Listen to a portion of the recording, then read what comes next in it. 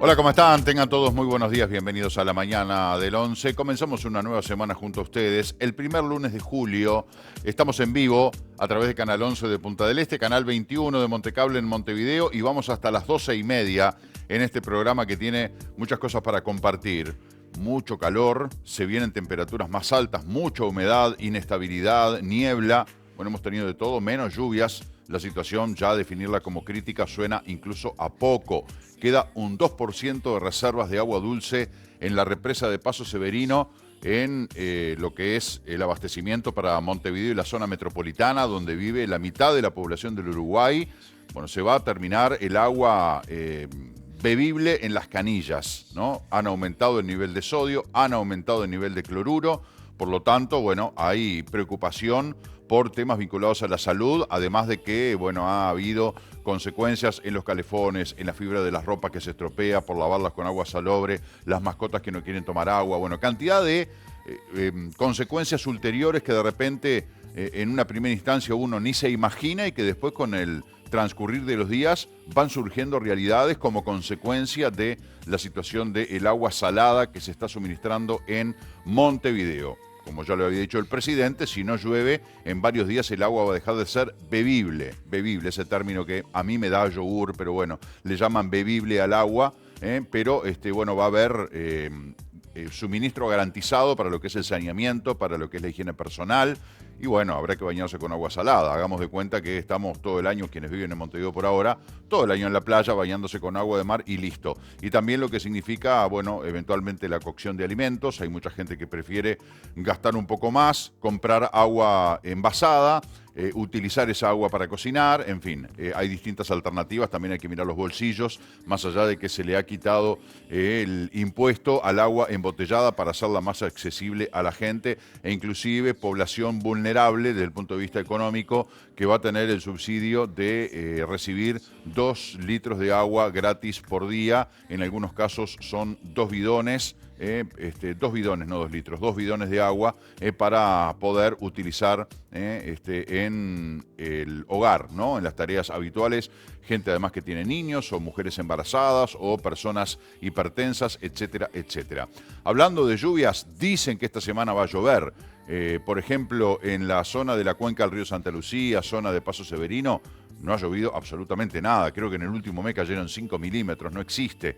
Sí hubo lluvias más al norte del país, hablaban de inundaciones en el departamento de Cerro Largo, pero bueno, parecería que ahí no sirve de nada, ¿no? Yo digo, bueno, ¿por qué no se colecta el agua y se transporta? En fin, uno piensa en momentos críticos y desesperantes cualquier alternativa como viable y de repente, bueno, hay motivos en el medio que hacen que no sea tan viable como uno piensa.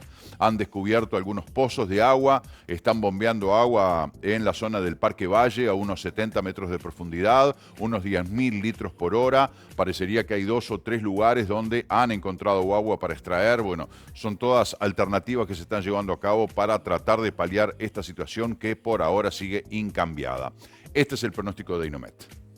Es tiempo de invernar. Viví un invierno perfecto con Dobarro y Pichel y refugiate en el confort de tu hogar, bicho. Como arrancamos esta semana, lunes 3 de julio, 20 grados la temperatura máxima. Fíjate vos las máximas de esta semana, por lo menos lunes, martes y miércoles, realmente muy altas. Ayer alguien decía, me preocupa el invierno que estamos teniendo. Bastante benévolo, porque tuvimos de repente más frío en algunas jornadas de otoño que en lo que está haciendo el invierno, que es incipiente, empezó hace 10 días, ¿no? Pero, de todas maneras, hablar de 20, 22, 23 grados de temperatura máxima en invierno y no estamos hablando del veranillo San Juan, evidentemente revela un desajuste preocupante. Quienes somos amantes del verano y de repente resistimos el invierno, uy, qué suerte, que me lo hagan más suave, junio, julio, agosto con temperaturas de 20 y 22 grados, bárbaro, compro. Pero pará, porque eso va a tener consecuencias, porque es anormal esto que está ocurriendo. ¿Y cuáles van a ser las repercusiones? Los desajustes, ¿hasta dónde irán? ¿Que vamos a tener? ¿Un año todo de temperaturas por el estilo? ¿Qué va a pasar con el verano? bueno, realmente, evidentemente las cosas no están mal. Si bien hace tiempo se terminó aquello de las estaciones bien marcadas, de las 4 estaciones prácticamente coincidente con los almanaques en cuanto a las temperaturas y las condiciones de cada estación, eso se ha desdibujado. Hemos pasado de los calores a los fríos, sin estaciones intermedias, otoño y primavera que se han como diluido un poquito en lo que es esa claridad que había. Eso hace tiempo que lo venimos notando, pero esto ya es demasiado. No solo la falta de lluvias, sino también estas temperaturas que a uno le hacen pensar qué va a pasar. ¿Cómo seguirá esto del tiempo? Como decíamos, 20 grados la temperatura máxima que anuncia Inumet para este lunes 3 de julio. El cielo nuboso durante todo el día, con vientos del noreste de 20 a 40 kilómetros por hora, rachas de 40 y 50 kilómetros por hora. Ha estado ventoso en la jornada de ayer, por ejemplo. Bueno, persiste el viento en este día lunes aquí en el este del país. Para mañana, martes, 15 grados la mínima, 22 grados la máxima. También cielo nuboso, periodos de cubierto, desmejorando hacia la noche de mañana.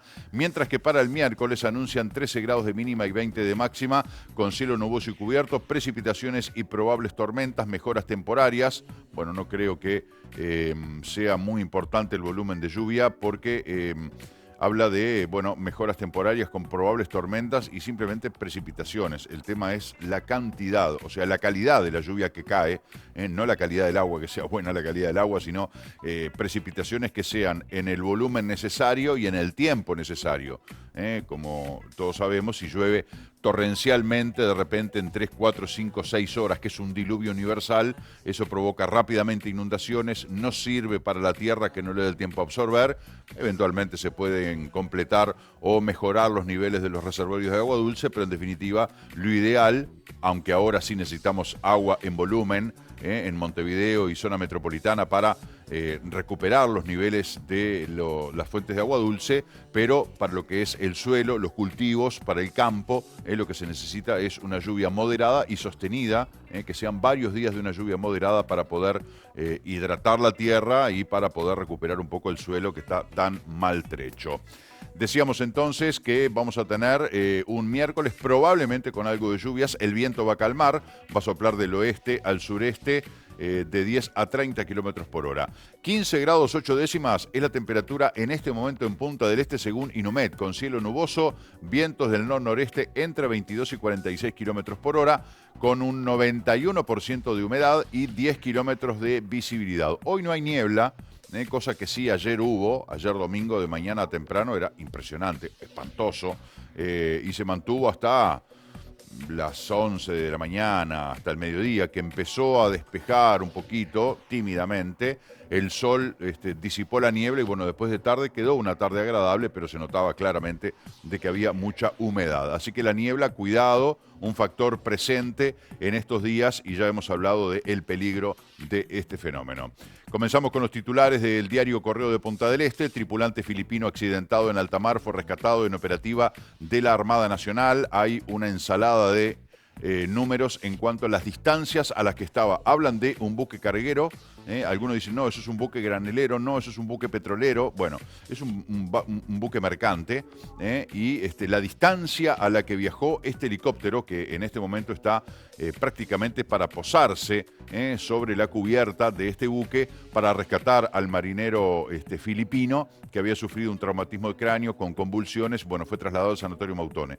Pero se habla de 2.000 kilómetros a la distancia que estaba el barco, así desde ya y sin saber. Te digo que 2.000 kilómetros no te la llevo. Que el helicóptero viajó 2.000 kilómetros hasta el barco y volvió, no. Imposible porque no le da la autonomía. Estos helicópteros, no sé, creo que tienen 800 kilómetros de autonomía, o sea que podría haber ido hasta 400 kilómetros de distancia para haber vuelto a tierra sin riesgo de la tripulación. Bueno, ahí es una ensalada de números, depende del lugar o el medio que leas, habla de 2.000, 1.200, te hablan en kilómetros, te hablan en millas náuticas.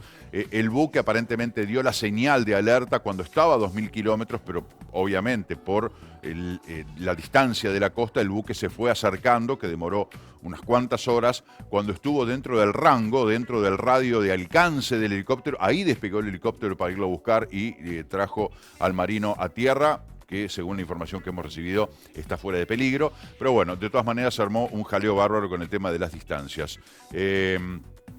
Sumatera Express es el buque que cruzaba el Atlántico cuando se produjo este incidente que afectó a uno de los tripulantes. El marino forma parte del carguero de bandera china que llegó...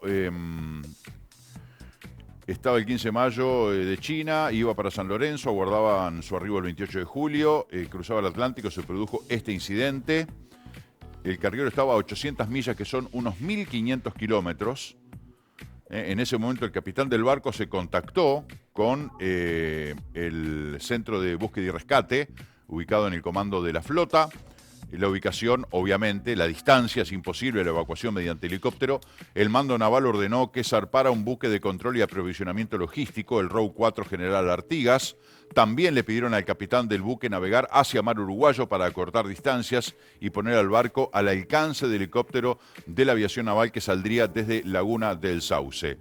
Un médico militar abordó el buque mercante Row 4 Artigas, que fue el buque de control y aprovisionamiento que zarpó hacia el buque mercante chino cuando ambos estaban próximos al mar territorial uruguayo. Alcanzaron un punto distante de 75 millas náuticas al sureste de Punta del Este, ahí sí. En ese lugar el helicóptero operó sobre la cubierta del carguero desde donde fue izado el marino afectado. Acá tenemos este video que distribuyó la Armada Nacional a los medios. Ahí tenemos la filmación desde un avión que muestra, allí está el vuelo estático del... bueno, podrían haber filmado un poquito más, ¿no? Que ahora gane. O mandar un poquito más larga la filmación en los medios. Ahí el vuelo estático del helicóptero para comenzar la maniobra de izado. Seguramente ahí ya está el marino a bordo para zarpar rumbo al Sanatorio Mautone primero y a Montevideo después. Más títulos del diario Correo de Punta del Este. Controladores no demorarán los despegues. Un anuncio que se había hecho días pasados de que durante un periodo de 2 semanas o 3 semanas, justo coincidente con las vacaciones de julio, habría distorsión en los despegues de los aviones. Se había hablado de 2 horas por día en los que los despegues serían suspendidos, no cancelar los despegues como algún medio informó que sería, imagínate toda la gente que tenía vuelos programados, que durante 15 días, 20 días no haya despegues, además de los costos operativos, de las sanciones, de las decisiones de compañía de decir, no, Uruguay, discúlpame, yo no puedo estar con mis aviones 3 semanas parados por una medida sindical, pero bueno, no era tan así. La medida sindical establecía 2 horas por día en las que se verían retrasados los despegues. Bueno, eso puede pasar en cualquier parte del mundo. Hay demoras en conexiones o en arribos o despegues por cuestiones climáticas o de otra índole. Eso no sería tan distorsivo. Pero finalmente la buena noticia es que los controladores aéreos, mediante una conversación y un acuerdo alcanzado entre las partes, habrían decidido dejar la medida de lado. Otro titular que también tiene que ver con el aire: vuelo inédito en la operativa aérea local tendrá lugar el próximo miércoles. Punta del Este celebrará su aniversario con diversas actividades. Bueno, hoy estamos a 3 de julio. El miércoles, pasado mañana, Punta del Este cumple 116 años. El 5 de julio de 1907, desde la declaratoria de Punta del Este como tal, bueno, se cumplen 116 años, entonces habrá una serie de festejos como ocurre todos los meses de julio. Antía habló sobre el realojo de familias de los eucaliptus, otro de los asentamientos que tiene Maldonado. En la información policial, Operación Gordon, cerraron boca de venta de drogas en Maldonado Nuevo. Libertad a prueba para una mujer formalizada por estafa. Atraparon y condenaron a un hombre y una mujer que cometieron 8 rapiñas en pocos días. Y bueno, la búsqueda de esta mujer y su hija, que están ausentes desde el 13 de junio.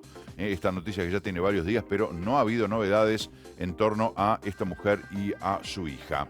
Maldonado Noticias, por su parte, titula que una vez más, edil nacionalista se refirió a la problemática de los animales sueltos en Maldonado. Alexandro Infante reiteró los problemas que ocasionan en distintas zonas los animales sueltos e invitó a pararse en la puerta de emergencia del hospital de Maldonado para observar la cantidad de personas que llegan lesionadas por caídas en moto provocadas por perros o heridas por mordeduras. Bueno, uno lo ve, ¿no?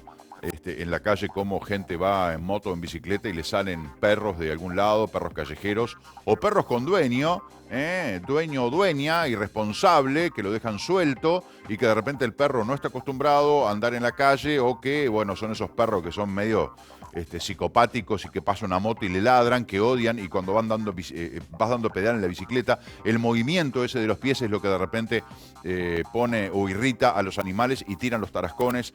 Y bueno, hay mucha gente que le tiene miedo. Depende del perro y depende de la agresividad con la que te venga a atacar, depende si es uno, si son cuatro.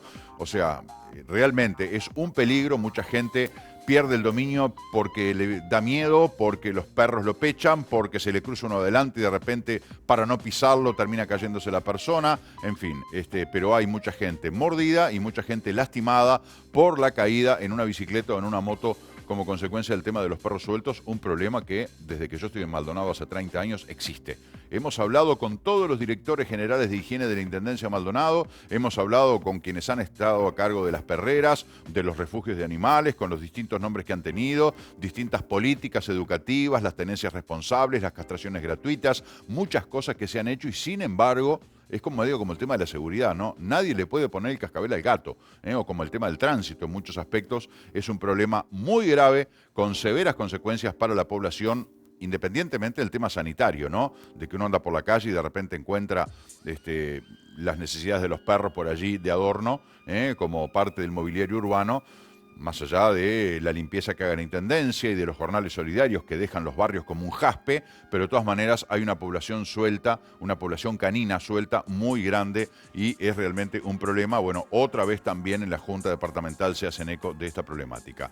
Más títulos de Maldonado Noticias. En las escuelas no le pondrán falta a los niños que van a viajar entre el 17 y el 21 de julio. Esto lo dijo ayer Robert Silva, presidente de la ANEP, porque bueno, esto generó la extensión y el corrimiento de las vacaciones de julio, que muchos ya tenían programados viajes, paseos con sus hijos o solos, en fin.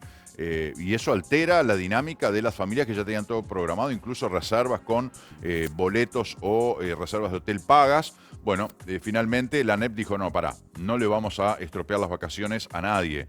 En esa semana que iba a haber vacaciones, pero que no va a haber vacaciones, no le van a poner la falta a los chiquilines, cosa que, bueno, tenían programado un viaje que puedan hacerlo, no solamente para evitar pérdidas económicas, sino para no perjudicar el turismo, pérdidas económicas de las familias, ¿no? Sino tampoco perjudicar el turismo y, además, no cortar esa ilusión de que de repente el viaje de mitad de año, el viaje de las vacaciones de julio, se vea trunco por una cuestión que no tiene nada que ver con el turismo, sino con una cuestión sanitaria, pero siempre priorizando el tema de la salud y ante la recomendación del Ministerio de Salud Pública de tener cuidado con el tema de las infecciones respiratorias que han aumentado exponencialmente en niños y en adolescentes, con internaciones en CTI en un número importante.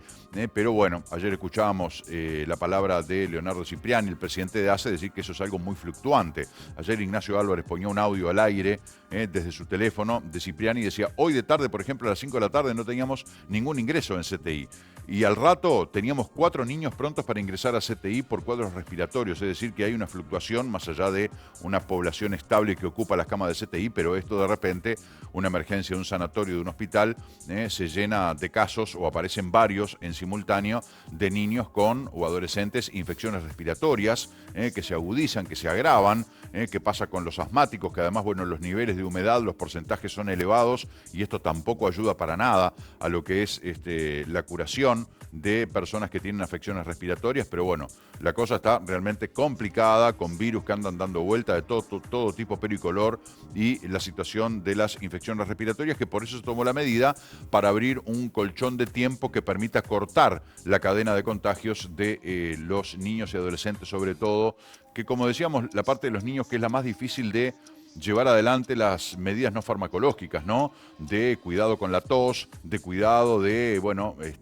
no tomar del mismo vaso, de repente no estornudar o toserle a un niño encima. Bueno, es más difícil entre niños, ¿no? Por más que los eduquemos en casa y también en los centros educativos, pero se transforma en algo más difícil. Están todo el tiempo abrazándose, dándose besos, intercambiando los elementos, sean juguetes, una galletita o uno toma del vaso del otro. En fin, entonces hay un contacto mucho más estrecho que dificulta el cuidado entre niños. Así que no va a haber faltas en las escuelas inicial y primaria en esa semana del 17 al 21 de julio. Además, además va a haber una tarea de acompañamiento, porque tampoco es un relajo decir, bueno, vamos a liberarlos esa semana y perder una semana de clases. Bueno, va a haber trabajos de acompañamiento para aquellos estudiantes que lo necesiten.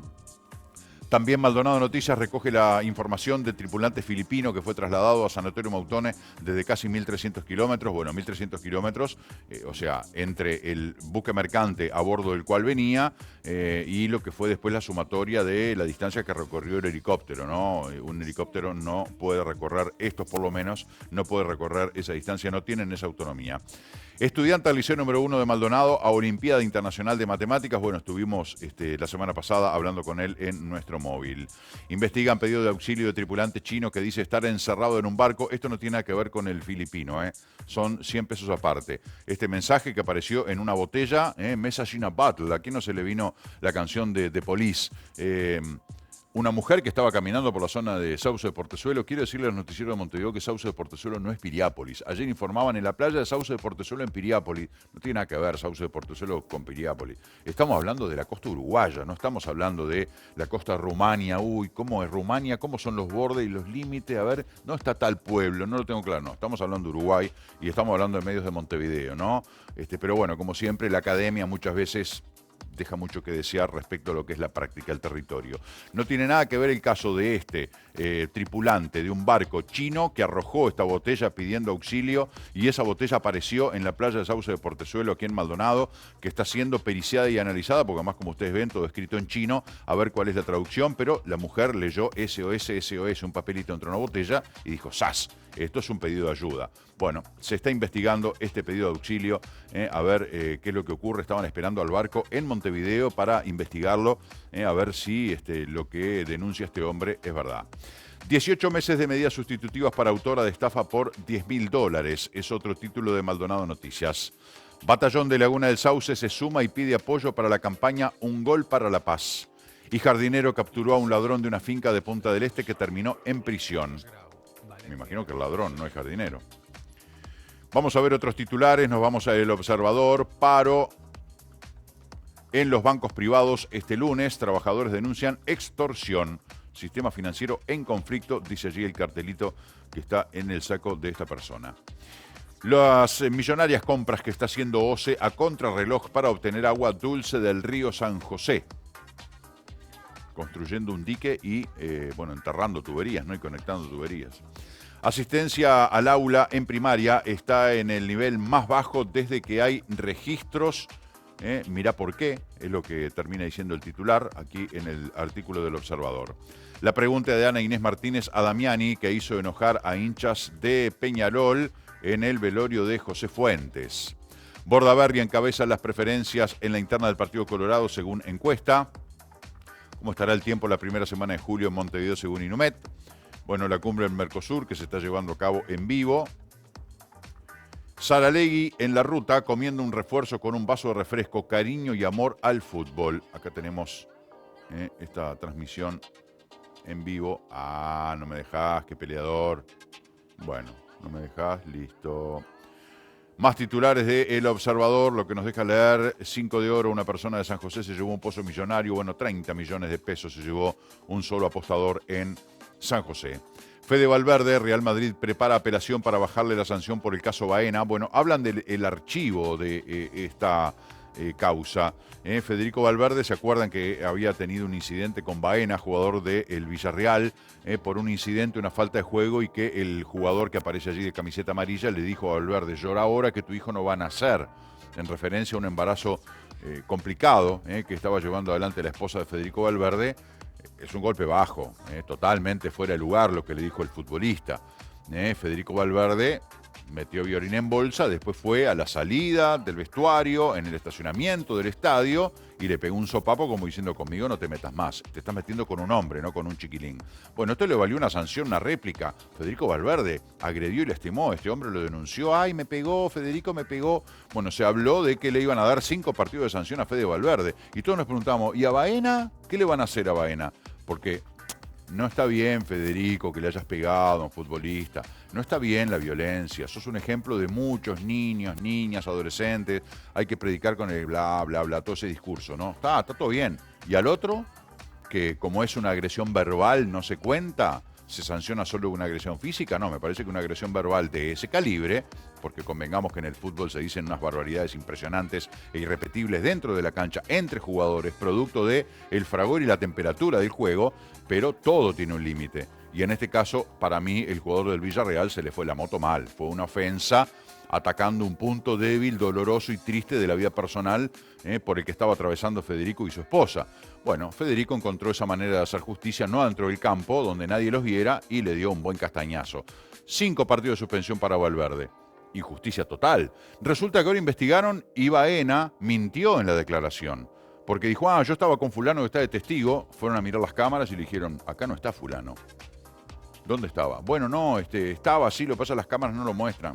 Y después también un par de mentiras más que dijo en el expediente, o sea, mintió ante la justicia, por lo tanto, ahora aparece la moción de archivar la causa en contra de Federico Valverde. Más titulares, fiscal de homicidios criticó el aumento de penas, los niveles de condena caerán. Bueno, el aumento de penas está contemplado en la rendición de cuentas que ingresa al Parlamento próximamente para los... había una definición que a mí me hacía gracia, porque decía los homicidios cometidos intencionalmente. O no sé, algo por el estilo. Igual el observador no me va a dejar leer. El fiscal cuenta que los homicidios son los delitos donde los testigos sienten más resistencia al declarar. Carlos Negro, que es el fiscal de homicidio, criticó el artículo 145 del proyecto de rendición de cuentas, que aumenta de 2 a 6 la pena mínima por homicidios simples, que generará la imposibilidad de celebrar procesos abreviados. La verdad no entiendo por qué, pero evidentemente debe tener una explicación técnica. Lo concreto, yo creo que, como pasó el otro día, que un homicida... hubo 2 muertes en estas últimas horas, 2 muertes de 2 reclusos en las cárceles de nuestro país. Los autores del homicidio estaban presos, obviamente. Bueno, ahora se le agregan 30 años a cada uno por el homicidio, porque además para matar a estas personas les prendieron fuego a la celda. Entonces eso es una agravante al delito de homicidio. Lo concreto es que a la pena que estaban cumpliendo, que no sé ni de cuánto es ni por qué delito, ahora le agregaron 30 años. Liso y llano, punto. Bueno. Eso no es una posibilidad de decir, acá en Uruguay por homicidio no existen atenuantes, no existen alternativas, nada. Homicidio son 30 años de cárcel. Y en caso de peligrosidad, de alevosía, de especialmente o muy especialmente agravado, 15 años más de medida de seguridad, o sea que un delito grave como el homicidio puede llevar hasta 45 años de cárcel. Y que eso no tenga arreglo, por más que trabajes, que estudies, en fin, no sé, es mi opinión. Eso no tendrá un efecto, no es lo único, evidentemente hay todo un sistema que retocar para ponerle punto final al tema de la violencia tan extrema que estamos viviendo en Uruguay. Pero no que un homicida salga a los 5 años, 6, 7 años. No, y que además adentro de la cárcel mandan y hacen lo que quieren y siguen dando órdenes. No sé, aquello de no, el endurecimiento de las penas no es la solución.